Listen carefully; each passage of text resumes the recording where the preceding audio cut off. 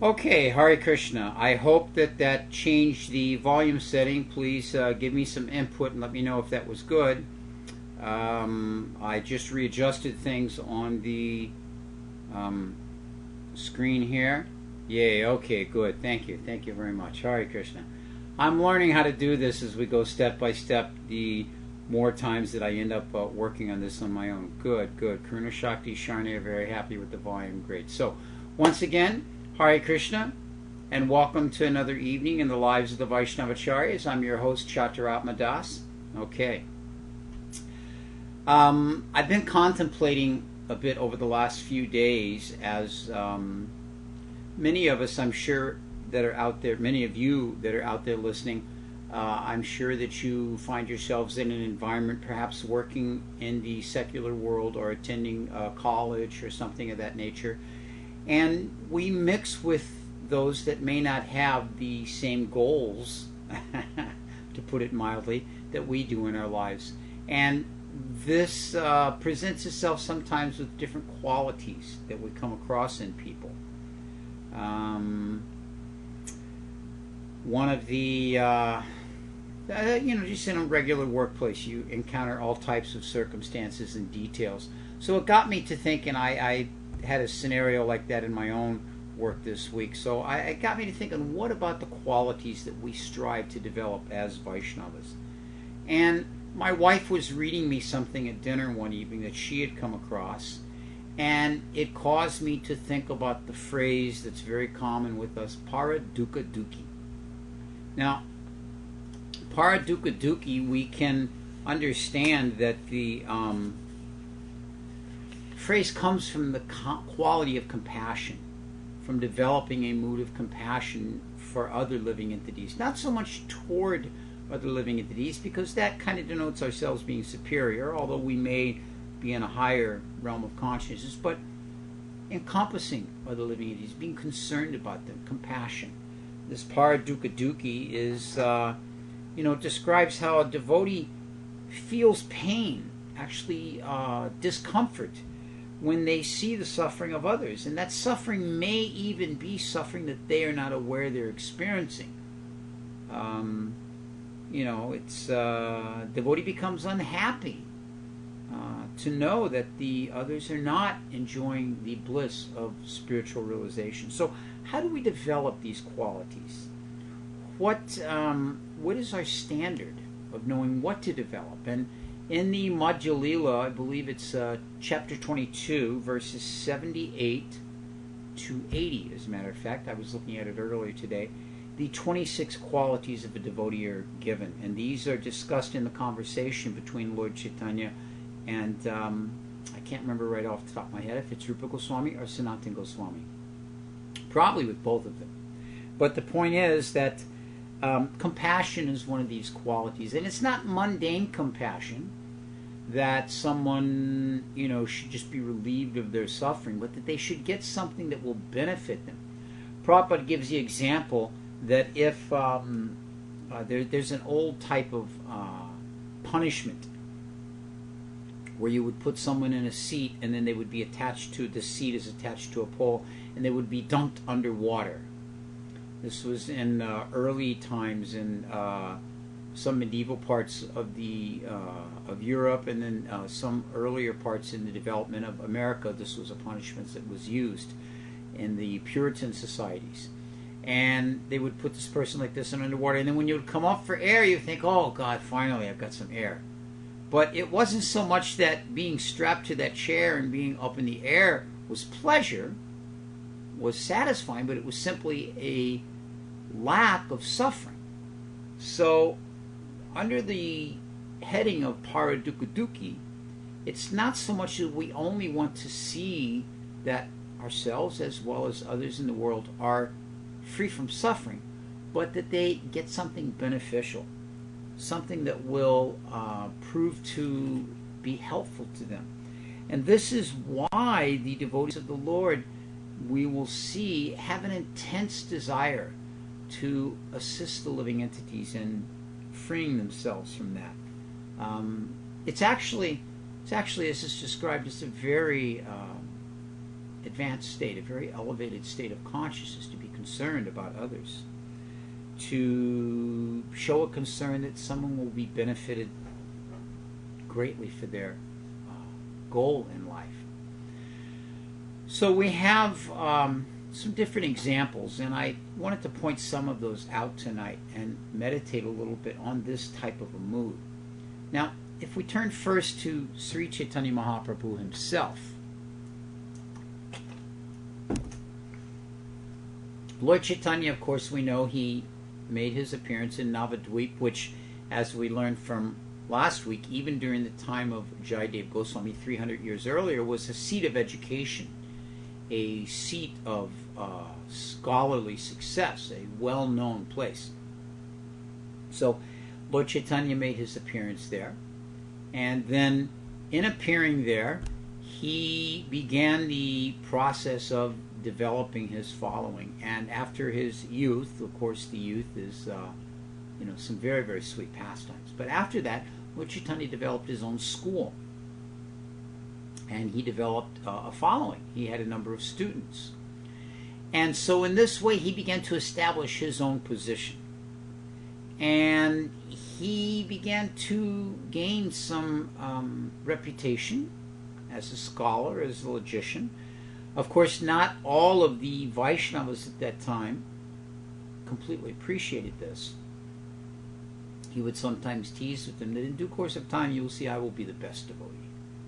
And they would think this was such a bold statement for a young Nimai to make, but he was saying like that. So the idea is that in due course of time, Sri Chaitanya Mahaprabhu, after coming in contact, first going to Gaya and performing the Shraddha ceremony, the departure ceremony for his father, and then from there, returning, he had a completely different mood. And then, of course, meeting his spiritual master Ishwar Puri, this completely ignited in his soul the mood of Prem Bhakti, the mood of developing and sharing Krishna consciousness, particularly through the process of chanting the holy name. This is, we also mentioned last week in his conversations with Prakasananda Saraswati, he pointed out that the instructions that he received, that Lord Chaitanya received from his spiritual master, were that you're a fool. You can't study Vedanta. What you need to do instead is just focus on the holy name of the Lord. Now, of course, in this way, Lord Chaitanya began to develop this different mood of service to Krishna. One of the things that he did when he returned with his students was he constructed a presentation of the alphabet so that every word, every letter in the alphabet actually had a meaning of Krishna.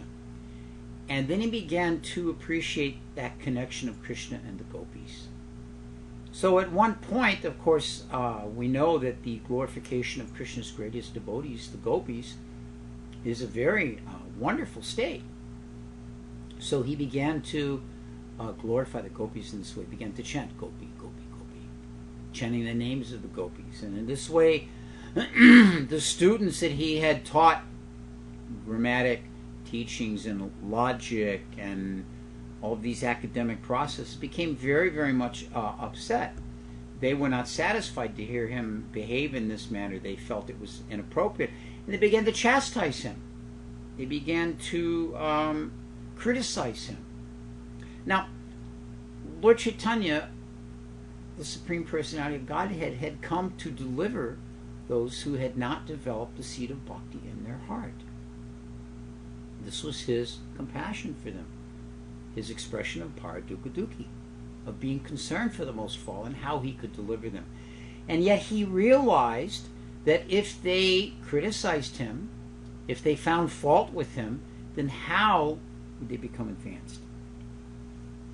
This was one of the reasons that Sri Chaitanya Mahaprabhu was prompted to take sannyas. Because even at that time in India, everyone respected a sannyasi. A sannyasi was given honor, a sannyasi was given respect of listening to what they had to say. No one would dare chastise or criticize a sannyasi like that. which is kind of interesting because if you take even a casual view of the internet, some of the sites that you will see very openly offer rampant criticism of senior members of our society in a very free way. So, at any rate, this motivated Lord Chaitanya, let me take sannyas. Therefore, they won't make this criticism. There'll be some respect there. Of course, this was partially successful, as we mentioned, with the pastimes of Prakasananda Saraswati. Prakasananda Saraswati was the head of the Mayavadis, and they began to criticize Lord Chaitanya. You've taken sannyas in a manner that you should be studying Vedanta. So Lord Chaitanya showed his incredible mercy to them by tricking Prakasananda Saraswati into devotional service. So first he took those that were critical of him and he took sannyas, so they would again offer respects. And then Prakasananda Saraswati, who found fault with his activities as a sannyasi, he tricked him into service. How did he do that? By when he went to meet with Prakasananda Saraswati, he entered their assembly and sat where the shoes are kept. And sitting there, he very humbly didn't make any issue. But the sannyasis, particularly Prakasananda, came and extended their hand. Please, no, this is not the proper place for a person to sit of your position. Come and sit with us in a place of honor. So in this way, devotional service to the Supreme Personality of Godhead in his incarnation as Lord Chaitanya was begun by Prakasananda Saraswati. So in this manner, we see that Lord Chaitanya made an effort, successful effort, to deliver all of humanity, even at the cost of his own peaceful execution of his household life. Sri Chaitanya Mahaprabhu was perfectly satisfied with his relationship with the devotees of Navadvip. He had his responsibilities in his schooling. He had a most dutiful wife and a most dutiful mother, and had responsibility to both of them. But in order for the greater benefit of all of humanity to be delivered, Lord Chaitanya left all of that. He gave all of that up and moved on into a order of life as a sannyas, in which he would be more free to encompass a variety of people, instruct them, give them guidance, and thus deliver them through both his spoken word and through his travels and through their service to him. So this was a very, very wonderful example of Lord Chaitanya showing us how this mood of Paradukaduki is expressed in one's behavior. Now, there was also another devotee, a devotee of Lord Chaitanya, another wonderful example of this Paradukaduki, and this was found in the personality of Vasudev Dutt. Now, Vasudev Dutt had three particular qualities that he was known for. The first was that he was an expert singer. We'll go into these in a little bit. The second was that he was very generous with his income. And the third was his mood of compassion. So, as far as a singer, during the Lord's pastimes in Vrindavan, his Krishna Lila pastimes, there were two wonderful singers amongst the gopis, Madhukanta and Madhuvrata. Madhukanta and Madhuvrata. And Madhukanta and Madhuvrata appeared in Chaitanya Lila as Mukunda and Vasudev Dutt. And Mukunda and Vasudev Dutt were both very, very wonderful singers. Very melodious tunes, very expert at the right type of tune for the right circumstances. And Gaura Gonadesh Dipika describes that they were very, very expert in this art. So they were born in the Chittagong district of what's now Bangladesh. Of course, many of the pastimes of the Lord's associates took place in this part of Bengal that we now call Bangladesh. And unfortunately, because of the present government being predominantly Muslim and the present religious system being predominantly Muslim, many of these religious places have been lost, to the point that where we no longer have access to these places. The home of Narottam Das Thakur, for instance, is. is there, and very little is left of that area. So And anyway, they were about 20 miles from the place which was the birth village of Pundarik Vidhinidhi. So nice area there. In the book Prem Vilas, it explains that Vasudeva was the older of the two brothers of Mukunda and Vasudeva, that he was the older. And they lived in a very respectable family of physicians, doctors. We find many of our prominent members from our Indian following, from the Indian society, here in the West at least, are doctors. This was a very common profession in Lord Chaitanya's time. So this is where the last name Dutt came in. Mukunda Dutt and Vasudeva Dutt. This was the familial last name that indicated they were from the physician caste. And lived there in Navadvip. After some time, they relocated to the area of Navadvip. And in this way, they began to become involved in the pastimes of Lord Chaitanya's activities. Vasudeva Dutt not only was known for his beautiful voice, but he was one of the chief associates of Mahaprabhu during the Sankirtan activities at Srivasa's home. This was, of course, before the Lord took sannyas. And once the Lord had revealed his divinity to his innermost circle, and at the same time, he was holding these kirtans, and they were just amazing kirtans. It explains that Mahaprabhu enjoyed very much the association of Vasudeva Dutt because he was a perfect example of Vaisnava qualities. We've all had this experience, some devotee that we really like to associate with because they have such wonderful qualities, such nice mood of devotion. So it says, the Chaitanya Charitamrita gives a little explanation. It says that if someone has thousands of tongues, they would not be able to sufficiently glorify the wonderful qualities of Vasudeva Dutt. Now, one of the things about Vasudeva Dutt, now he was very, very close friends with Srivas Pandit and Shivananda Sain.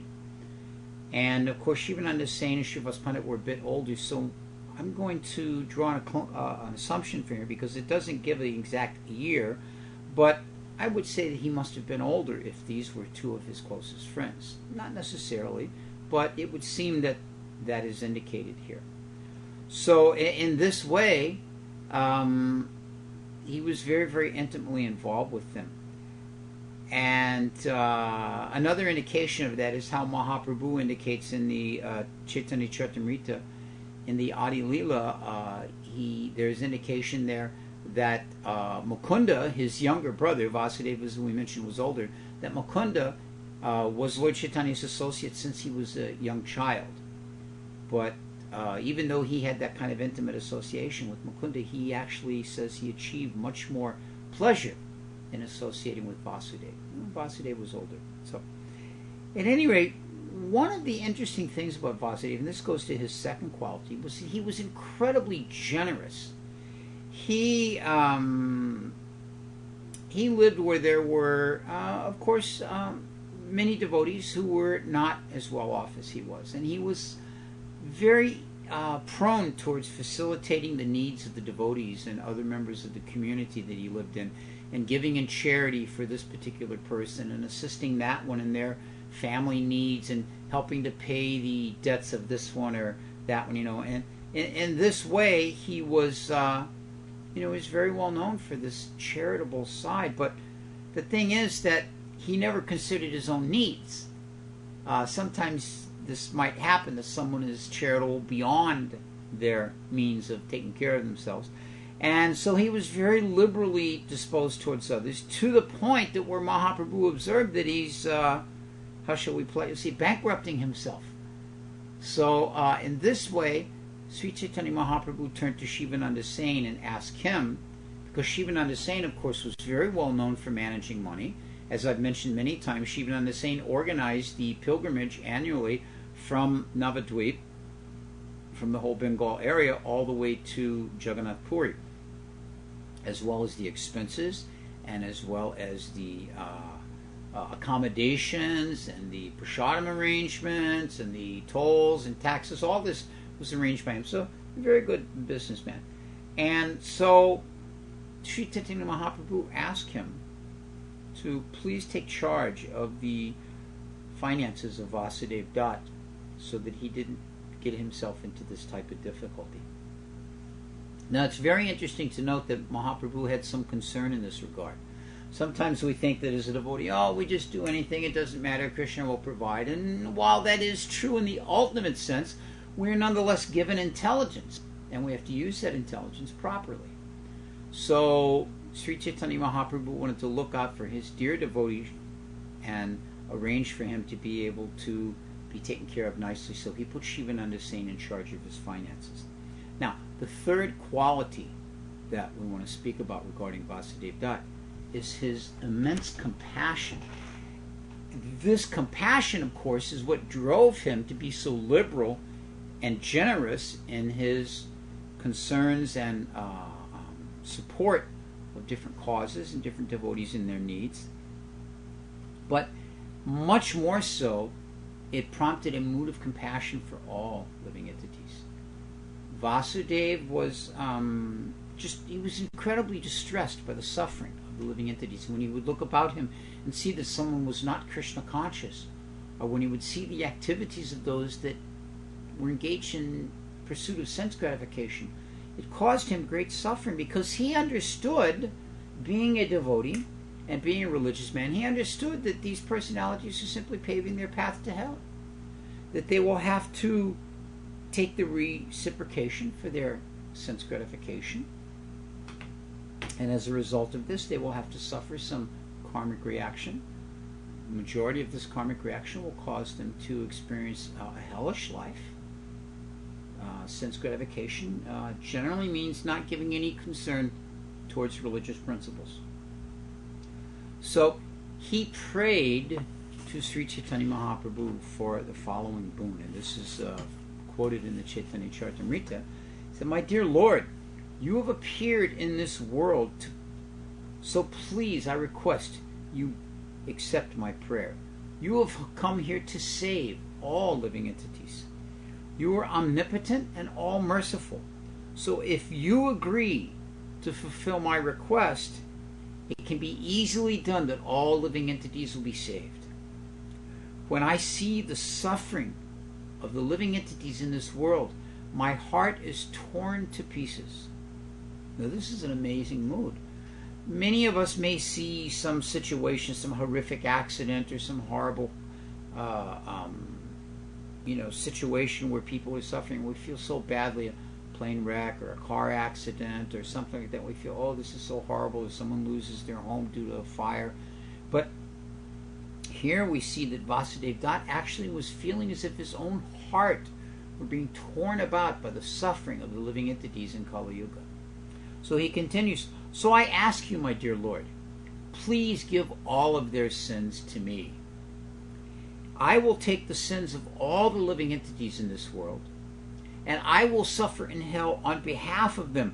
But you please deliver them from this material disease that they are suffering in." So this is a very, very magnanimous and broad statement made by such a devotee of the Lord, that his desire is to see that the living entities will not suffer. And it's interesting also, he continues to say, he desired that the sins of every single living entity should be placed on my head so that they will all be liberated. Now, the mood of concern and compassion we can easily appreciate as we extend it to our family. If we see a family member, mother, father, brother, sister, daughter in a suffering condition, we feel such torment. And then some persons, they're able to extend that broader into their immediate community. And they become very much concerned if someone in the community is suffering. Then you have persons that are very much concerned about all of humanity. Some great personalities have had that concern. People like Mother Teresa or people like St. Francis of Assisi, concerned for all of humanity. Here we see Vasudeva Dutt takes it even further than that, every living entity. Now, in the Vaisnava Siddhanta, we understand that there are living entities everywhere, 8,400,000 different species, inhabited by unlimited spirit souls. Even within a room, we may be sitting in the room by ourselves, but it's by no means that there are no living entities in the room but us. As a matter of fact, just a moment or two ago, I looked across the room and I saw 2 ants crossing the floor. All right, now there's 3 living entities in the room.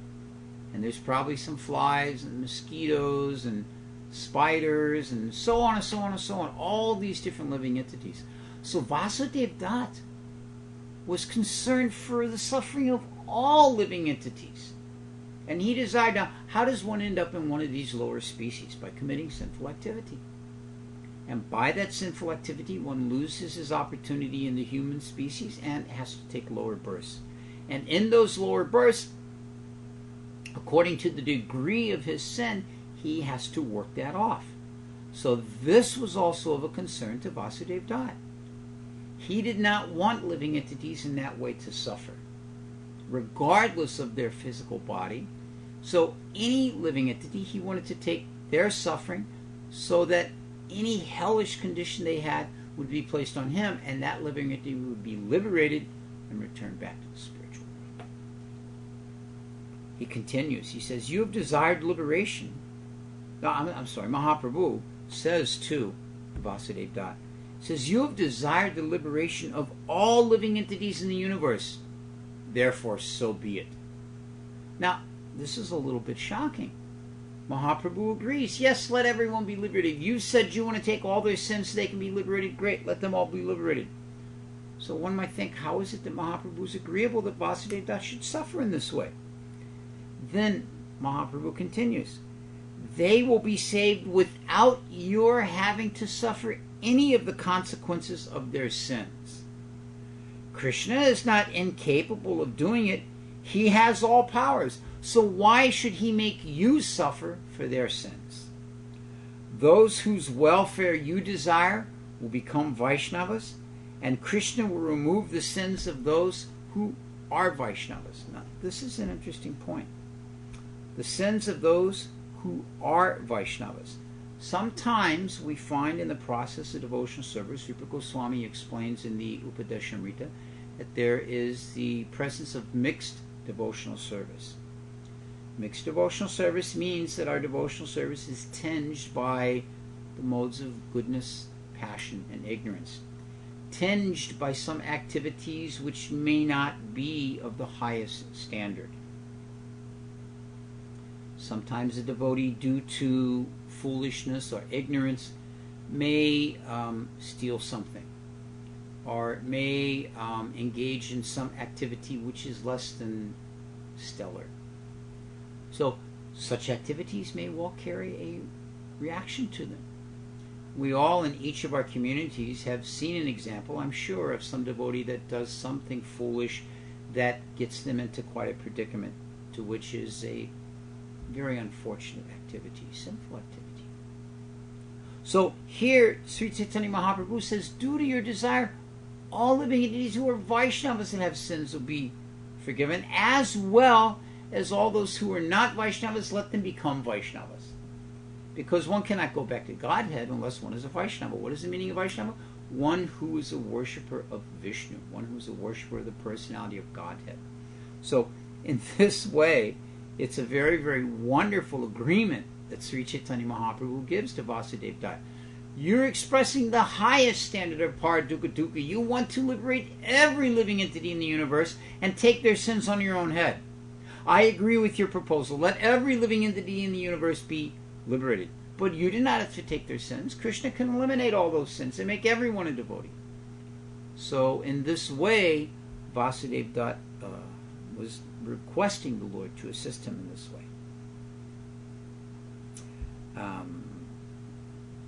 This is an example to the world of Vasudeva Dutt's great love for all living entities.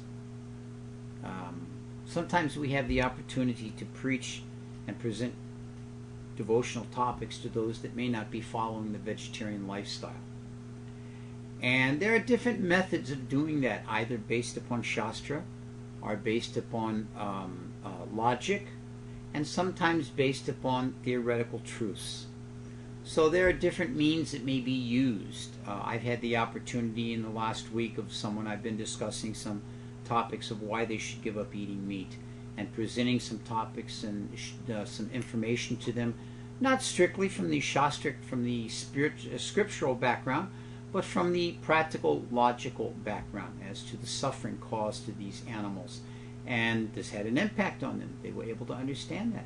So this is one of the ways that we can be concerned about the well-being of others, because if there is some reaction for causing pain to other living entities, we don't want to see anybody suffer from that. So in this way, Vasudeva Dutt didn't want anyone to suffer, and by the blessings of Sri Chaitanya Mahaprabhu, this was actually given to him, this blessing. So very, very wonderful here.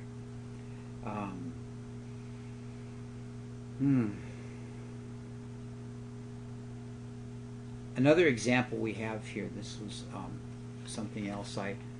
Here again I mentioned that my wife was reading this to me during the week, and this is about Janak Maharaj. Now, some of you may be familiar, I'm sure most of you are familiar with the 12 Mahajans. These are the 12 great personalities who have established the standards, the principles, the qualities, activities of which we should pursue in the perfection of our devotional service.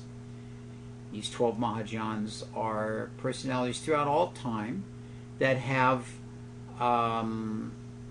been empowered by the personality of Godhead through his different incarnations to give great examples to us. So one of these personalities, Janaka Maharaj, is the father of Sita. He's a great devotee of Lord Ramchandra. Of course, his daughter is married to Ramchandra and is the wife. So in this way, it explains that he executed his life very wonderfully, and when the time came for him to depart from this world, very, very wonderful arrangement was made for his stepping onto a wonderful swan boat. Actually, every day during his life, it mentions that he executed the different activities of yoga and meditation and religious principles and giving in charity, in such a way that his body was perfected. And so when time came, he descended a beautiful airplane decorated with bells and garlands, and this was to take him back to the spiritual abode.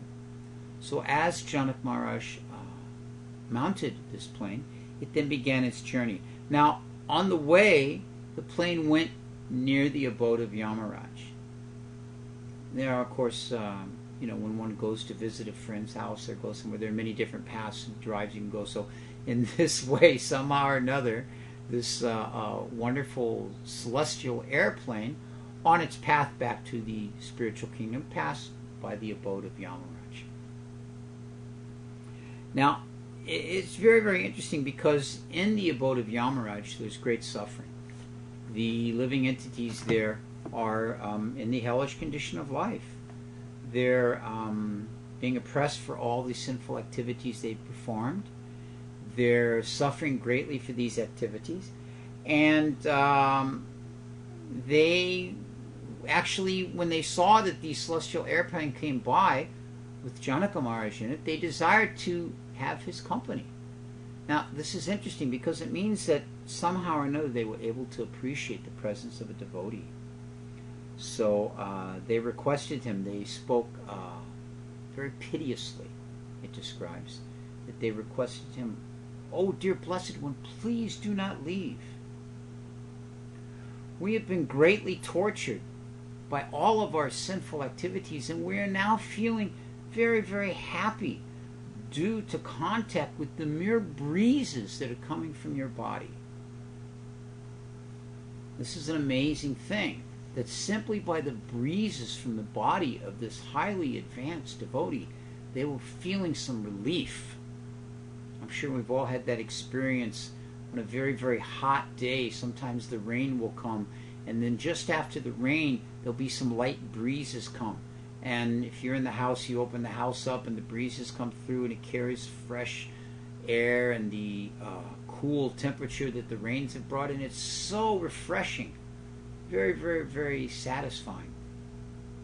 So in the same way, the breezes that were coming along from the body of Janak Maharaj was giving great pleasure and satisfaction to these personalities. So, hearing these words, of course, Janak Maharaj is a king, and by his very responsibility as a king, he had to look after the well-being of those that were not being cared for properly. That it was his duty to see to how to relieve their suffering, how to look after their needs, how to see that they were properly engaged. This is one of the wonderful qualities of a Vedic king, is there would be no hunger, there would be no one without proper type of work, there would be no one homeless. These activities were all the responsibility of the king to see that they were diminished from the kingdom. So when he heard these words from these suffering persons in the abode of Yamaraj, he thought to himself, if, due to the touch of the breezes that have come from my body, I'm able to bring happiness to these residents, then let me stay here. This will become my heaven. So, such a great pious king, that instead of taking the opportunity to return to heaven, he thought, if staying here will bring some relief to these persons who are suffering, then in that way I will stay here and I will consider this to be heaven. So, thinking like this, he established himself on this celestial airplane right at the gateway to hell. Right at the doorway to hell, he established himself. I want to try and just picture this in our mind. The idea that someone is there at the beginning of the entrance to this most suffering condition and very satisfied and happy to be there. So, in this way he stayed there for some time, and Yamaraj eventually came to hear about this. So he came out to the entrance to the hellish region, and he saw that Janak Maharaj is there. So he was there by the door, and he went to speak with him. He said, "O king," he said, "you are the crest jewel of all piety." He said, "You have come here and are residing here for where these wicked, sinful persons are staying. What is your purpose here?" He said, so Janak Maharaj explained to him that I understand that somehow or another, by the breezes coming from my body, this is relieving the suffering of these personalities, and I don't want to see them suffer. Therefore, I've taken this opportunity to stay here. Yamaraj says, "Oh, no, my dear king," he said, "you don't understand. Do you know that this is the place for the most wicked sinners who have caused suffering for others?" He said, "This is not a place for persons of pious background, persons like yourself.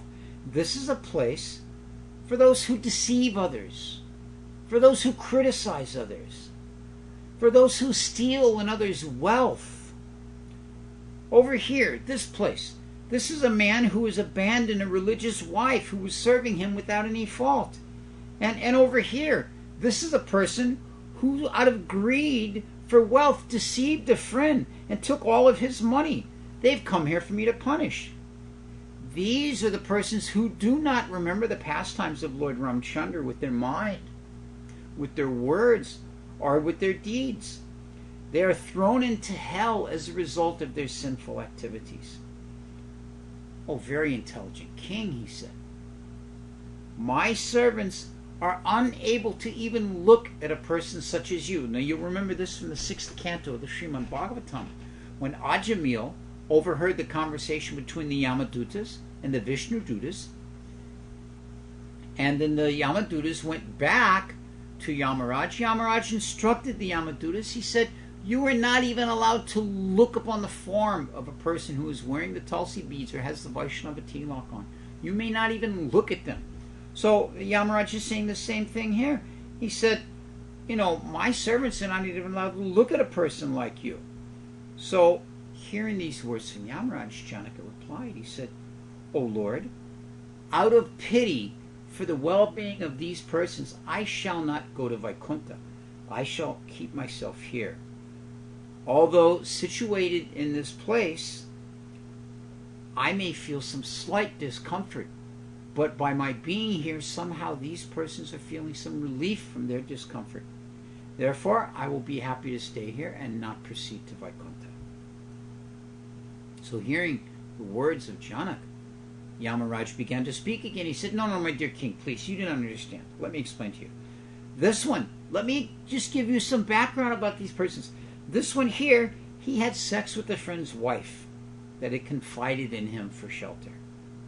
Therefore, he's being roasted on a stake. And then after that, he will be born as a pig. And this person here, he has raped the wife of another man. And therefore, he will go to the hell known as Rorava, where he will be roasted for thousands of years. And this wicked person over here, he stole the wealth of others and enjoyed it for himself. Therefore, he will have his hands cut off. All these really, really heavy punishments are being spoken of by Yamaraj. And then he will be boiled in an ocean of blood and pus. We can't even imagine some of the hellish conditions that are there. And then there's another type. This is one we have to be very careful about. This is described in the 5th canto. He says, this person here did not honor, even with kind words, what to speak of water and sweets, a guest that came to his home. He refused to give him any attention. So, in this way, Yamaraj goes on to describe for some period of time a variety of different types of sinful persons and what their activities had been and how they had committed these sinful activities. So then he says these persons had never worshipped Lord Vishnu. They have never listened to the transcendental accounts of the activities of the personality of Godhead. How can they be freed from hell? O great king, if you desire to release them, even though they are great sinners, then give them the following religious process. Instruct them by getting up in the morning, by meditating on a pure heart on Lord Ramchandra, who is known as the remover of great sins. Give them this religious merit which you obtained each morning with a pure heart by uttering Ram, Ram, Ram. And obtaining that merit, then they will all be freed from hell. So in the same way, it was instructed that you give up that highest result that you obtained by engaging in the service of Lord Ramchandra. So as Janak Maharaj heard this, he said, let these persons be released from hell due to the religious merit I have earned in my service to Lord Ramchandra. And as soon as he said that, all these persons that were dwelling in these hellish conditions we just described were freed and attained divine spiritual bodies. They all came before Janak Maharaj with their hands folded. And they said to him, O king, by your favor, in one moment we have been freed from the most miserable hell. And now we have attained the highest position. So this is one of the wonderful qualities of Janak Maharaj in his showing this mood of paradukkha-dukkhi, of being greatly appreciative for the suffering of others and wanting to see them delivered. And of course we have this example also in the life of our own Srila Prabhupada, who, residing very peacefully in the village of Vrindavan, in the Radha Damodar temple, very nicely engaged in thinking upon the divine couple and in service to Vrindavan Dham itself, simply to fulfill the desire of his spiritual master and simply to deliver the fallen, suffering, conditioned souls of this Western world. He left all of that and came here to America, suffering a difficult boat ride, suffering through 2 heart attacks on the boat ride, living in New York City in the middle of the winter, having never experienced winter or snow before, and living in conditions with young followers that had no idea how to properly respect or treat an elderly sannyasi. So many difficult situations, and then traveling throughout the globe so many times under so much austere conditions, simply to establish the principles of Krishna consciousness for the benefit of all of us. So that here, in the year 2009, we can sit very happily and peacefully in this Krishna.com studios, and all of you can sit at home very nicely, like Manu and Wendy and Manjesh and Sharne and Urvasi and Karuna Shakti, and listen to these wonderful pastimes of these great devotees. This is the benefit for what we owe Srila Prabhupada, for his sharing his mood of Paradukaduki. So, I wanted to take these last few minutes.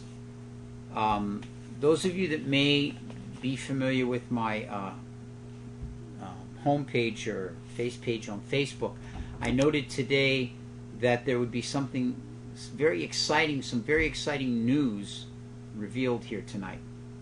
And I wanted to speak a little bit about that.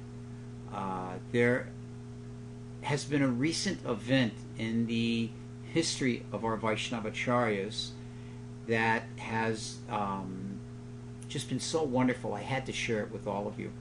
It involves one great devotee of Mahaprabhu's known as Madhu Pandit. Madhu Pandit was one of the early Goswamis of Vrindavan, along with Rupa, Sanatan, Jiva, Gopal Bhatta, Bhatta Raghunath, and Das Raghunath. They were all there together, executing the service to Vrindavan Dham. Madhu Pandit, unfortunately, we find very little biographical information. We do not know very much about his family background. There's no mention of him made in the Chaitanya Charitamrita. There is a bit of mention of him in the Bhakti Ratnakar. It describes how when Jiva Goswami took Srinivas Acharya around to the different places when Srinivas came to Vrindavan, that he introduced him at that time to Madhu Pandit and was able to present the two to each other. Bhakti Ratnakar gives the following in the words of Jiva Goswami: "O Srinivas, what more can I say? The Lord reveals himself to his pure devotee, who then preaches his glories to the world.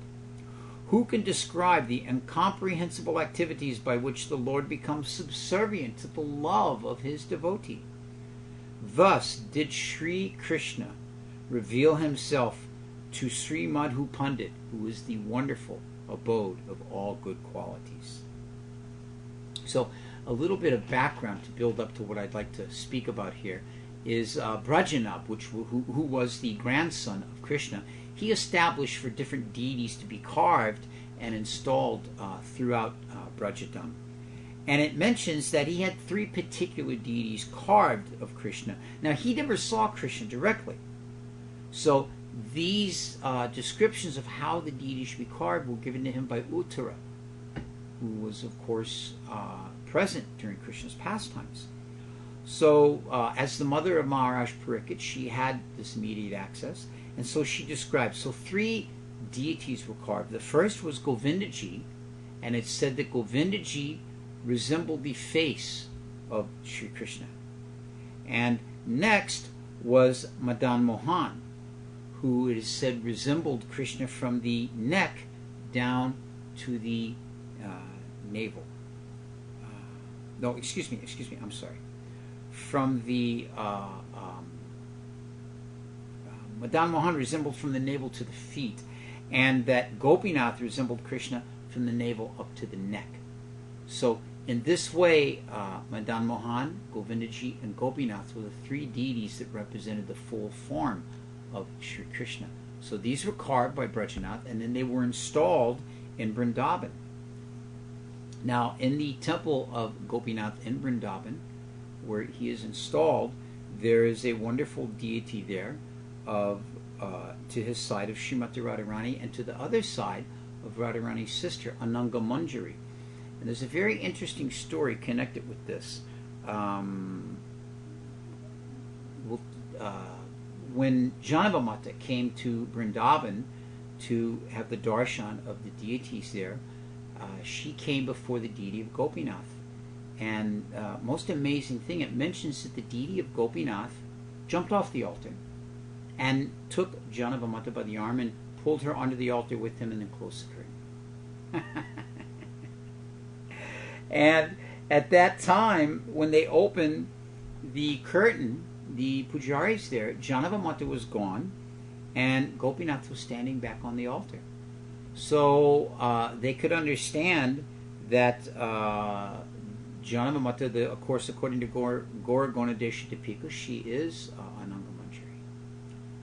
So they arranged that the deity of Ananga Manjari was placed there on the altar next to Lalita, next to Gopinath. At any rate, so this is how the deity of Ananga Manjari came to be there. So when Srinivas and his companions, Narottam and Shyamananda, were preparing to leave Vrindavan to take the books of the Goswamis and take them to Bengal and distribute them throughout the different regions, it mentions that Madhu Pandit came forward with a flower garland from Gopinath and gave it to these devotees as a blessing. So it's described in one of the Puranas that if one can make the darshan in one day before the sun sets of all three deities, Govindaji, Gopinath, and Madan Mohan, that one will attain perfection. Now, currently, Govindaji and Gopinath are residing in Jaipur, and Madan Mohan is residing in Karoli, which is just near this. So if one's a very careful traveler, one can get the darshan of all three of these deities in one day and attain perfection. Now, how did these deities come to be in Jaipur? Well, it mentions that in the 1600s, during the invasions by the Muslims, that the Emperor Aurangzeb, he had made threats and advances to destroy the temples and deities of Vrindavan. So the deities were all put on a bullock cart from Vrindavan and secretly taken to Radhakund. And then in Radhakund, they were kept for some time. Some of the deities it mentions were actually submerged in the waters of Radhakund in order to facilitate their being kept safe. So then after some time, copies of these deities were all carved there at Radhakund. And then the original deities were sent to Jaipur, where there was a proper Vaisnava king who would protect the deities in this way. Now, these replica deities, because they were carved exactly, were considered to be non-different, but to be expansions from the original deity. The Pratibhu, it's called. And it's considered that they are non-different than the original deities. So this is how you see the deities there in Vrindavan of these different forms of the Lord. So, in due course of time, the safety of the deities was protected, and they were sent to Jaipur. Now, when Gopinath was sent to Jaipur, there is a very interesting couple of items that were sent with the Gopinath deity, because Gopinath was being looked after by Madan Mohan. Actually, the Gopinath deity revealed himself to Paramananda Bhattacharya at Bamsibat in Vrindavan, and then he turned the deity. He and Madhu Pandit were both disciples of Gadadhar Pandit, and he turned the deity over to Madhu Pandit to take care of. And Madhu Pandit cared for the deity of Gopinath for a very, very long time, arranged for building of the big temple and all these different services. So when the deity of Gopinath went, along with the deity was sent a long tulsi coat that was worn by Madhu Pandit. This is a coat of tulsi beads sewn together, worn as a jacket, and Madhu Pandit's japa beads. And these were sent to Jaipur with the deity. Now, those of you that have had the good fortune to go to the Gopinath temple in Jaipur have seen these on display. They're there to this day. When you enter into the courtyard before entering the temple itself, there is a wonderful courtyard with a glass case, and in this glass case you can get the darshan of Madhu Pandit's Tulsi coat. I believe also the Tulsi, he had a Tulsi hat, and then his japamala is there. Now this has been there for some 400 years, 1604, yeah, some 450 years. Unfortunately, the standards of care are not exactly what we might find in some of the museums here in the West. This is just a simple glass box set into the wall, no treatment of the air or air conditioning or anything of that nature, and it happens to be right in the path of the sun. And as a result of the course of 400 years, the jacket has become very much in a decaying position. So visiting there many times with different devotees have spoken about how wonderful it would be to be able to take care of this and maybe get the jacket and put it in a proper condition and all like that. So to this means just a couple of weeks ago, His Holiness Indradumna Swami was visiting Jaipur with some devotees. And in visiting Jaipur, it was not the festival season, neither did he have, a parikram group with hundreds and hundreds of disciples. So it was a very nice, simple, quiet mood there in the Gopinath temple. And he asked one of his disciples that speaks Hindi to please approach the priest and see if they could get closer darshan of the Tulsi jacket. So the priest came after hearing about Indradumna Swami's interest in his activities and his preaching and all, and he was very happy to let Maharaj and his devotees have closer darshan. So he opened the door and he allowed for Indradumna Swami and the others to touch the jacket and to actually see the contents that were inside there.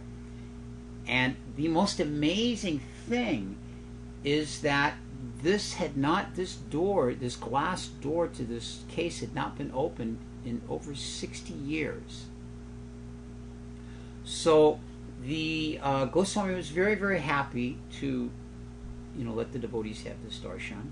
And they spoke with him about how there should be some proper care for it, and some humidifier to remove the moisture from the air, and maybe brought out of the sunlight and all like this. So they discussed these things with him, and then the devotees finished their darshan with Gopinath, and then they left and returned to Vrindavan.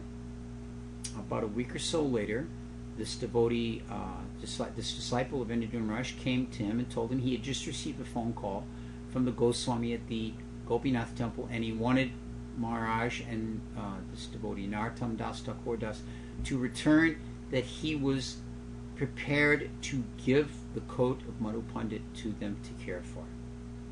So of course this is great excitement. One of the actual few real possessions of the Goswamis of Vrindavan.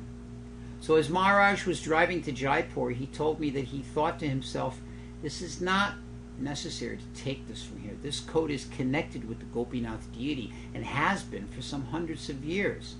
So when he arrived there and spoke with the Goswami, he encouraged him, this isn't the right thing to give the coat away. Instead, let's make arrangements for the proper display of the coat.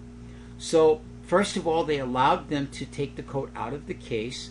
Indradumna Swami mentions that he was able to reach into the case and assist in lifting this coat of Madhu Pandit made of Tulsi wood out and lay it down, and they took photographs and measured and everything.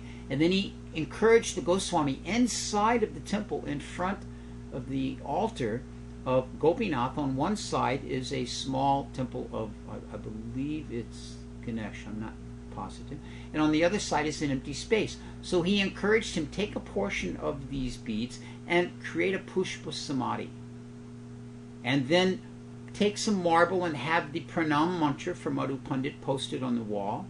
Have some artisans draw a portrait of Madhu Pandit and his finding of the Gopinath deity, and then establish this, bring the coat in here, build a proper display, and with the humidifier and out of the sunlight, and in this way temperature controlled, and in this way preserve it so that all the pilgrims that come to Gopinath will see the importance of Madhu Pandit, because many of them have no idea, oh, it's just some coat over there, some display, don't even know what it is. But by bringing it in and putting it next to the Gopinath deity, then this way it would become very prominent. And Indraduma Swami pledged that he would take the responsibility for the cost involved in establishing this Pushpa Samadhi Mandir for Madhu Pandit. So this is a very, very wonderful, wonderful service. And finally, after some hundreds of years, and particularly after the last 40 years of ISKCON devotees going and seeing the condition of this code and hoping and praying for something better, this will now be successfully accomplished. So one of the few remaining artifacts from the Goswamis, full-size artifact, will now be properly established with the Pushpa Samadhi, Pranam mantras established there so that devotees will... Oh, and then the other thing was a little bit of biographical information about the Gopinath temple and about the life of Madhu Pandit will be printed on a flyer in different languages that can be handed out to the pilgrims as they come. So in this way, Gopinath, desiring that the glories of his devotee Madhu Pandit would become known, this opportunity will now take place.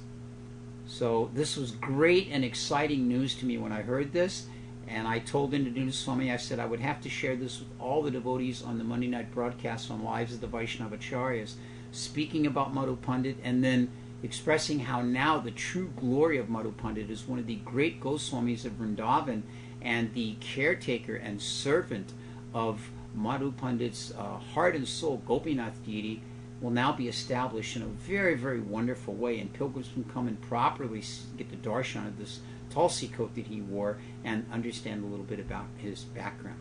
So I wanted to share this information. I think it's a very wonderful opportunity.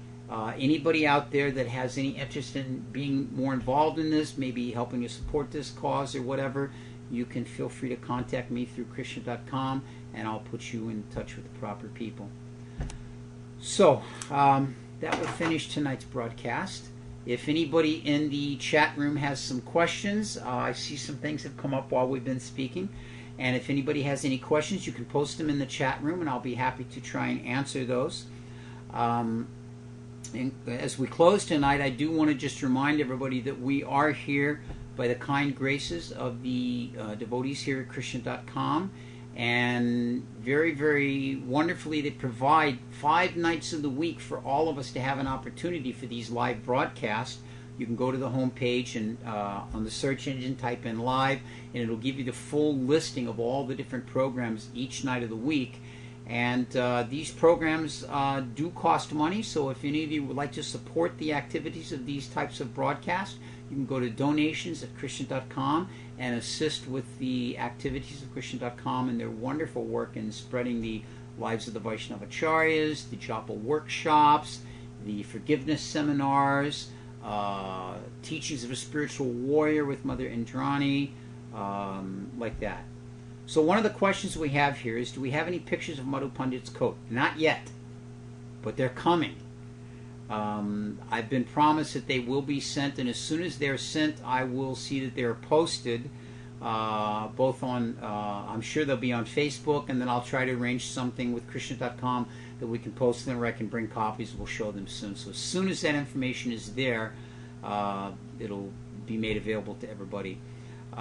These new programs, Mother Karuna Shakti is asking about the different programs. Krishna.com has actually had these programs running almost as long as I've been on the broadcast network here, for over a year, the different programs, and they're all noted on the directory that you can find at the homepage for Krishna.com. Now, one thing I would like to mention is that next week I will not be here for the broadcast. I'm going to be performing a wedding for 2 very dear devotee friends of mine. They're getting married. And so next Monday evening, we may show a, what is that they say? One of our favorite reruns. We may show something there. We'll have that part worked out. Abhay Prabhu, our tech supervisor, will see what's going to work in that regard. So I won't be with you live next Monday, but we will return the following Monday.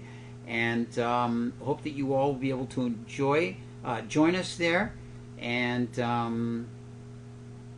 I see Mother Karuna Shakti is asking about last week's show.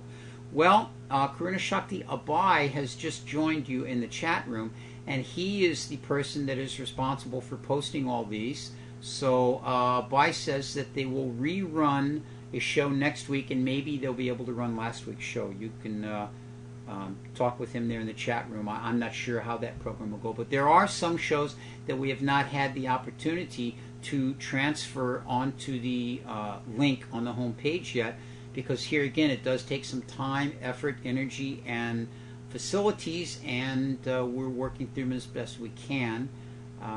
Any donations to help that cause, Krishna.com will appreciate. You should know that those like myself and Mother Indrani, Mahatma, Ramia, the devotees that do these programs, this is our service to the Vaishnava community. None of the donations you give go to pay us anything. The donations all go to take care of the technical needs and the responsibilities of the, posting all this on the net and all that type of tech stuff that I have really no idea about, but know that it's really important to be able to make this all happen. I see Sharnay 108, who's been a very long time regularly with us, is in a similar situation I was over the summer. He's got work responsibilities that he's not going to be able to join us for the extended period of time. Sharnay, while you're working, just remember Krishna. That's all we can encourage. And then maybe sometime down the road you'll be able to adjust that situation. That part of my summer sabbatical was based on that the new job I had, I didn't have the Monday nights off, but after some time, a little bit of seniority, I was able to arrange to have Monday nights off to continue on with this broadcast. So, Sharnay, I hope the same thing happens with you, and that before too long you'll be back with us here at Krishna.com for our Monday night programs. And with that, we'll close once again in this episode of Lives of the Vaishnavacharyas. Thank you very much. Hare Krishna, and we'll see you live in 2 weeks.